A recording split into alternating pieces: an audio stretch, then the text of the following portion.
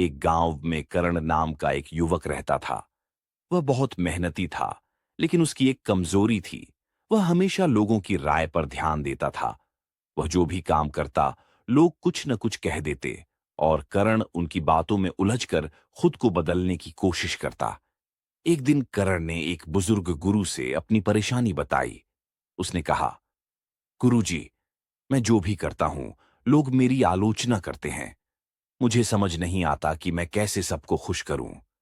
गुरुजी ने मुस्कुराते हुए कहा, कल सुबह मुझसे मिलो, मैं तुम्हें इसका उत्तर दूंगा।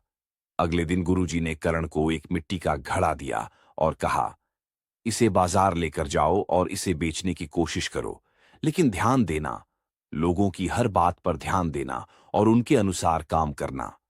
करण ने वैसा ही किया। जब वह बाजार पहुंचा तो पहला ग्राहक बोला, यह घड़ा बहुत भारी है, इसे हल्का बनाओ। करण ने घड़े से कुछ मिट्टी निकाल दी। दूसरा ग्राहक बोला, यह घड़ा बहुत छोटा है, इसे बड़ा करो। करण ने मिट्टी जोड़ने की कोशिश की। तीसरा ग्राहक बोला, इसका आकार सही नहीं है, इसे गोल बनाओ। करण ने उसे गोल बनाने की कोशिश की। दिन भर करण ने हर किसी की बात मानी और आखिर में घड़ा टूट गया।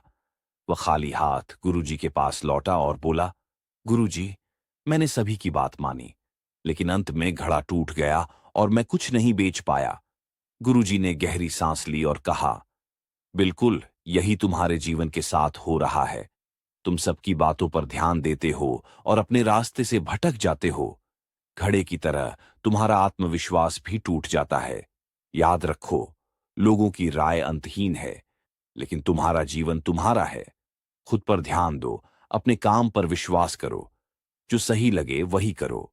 उस दिन से कर्ण ने दूसरों की बातों पर ध्यान देना छोड़ दिया और अपने जीवन में पूरी लगन से काम करने लगा।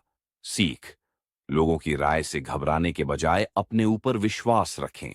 हर किसी को खुश करना असंभव है। अपने जीवन को अपनी सोच और मेहनत के अनुसार जिएं। खुद पर ध्यान दो, क्योंकि अंत में आपका जीवन आपकी जिम्मेदारी है।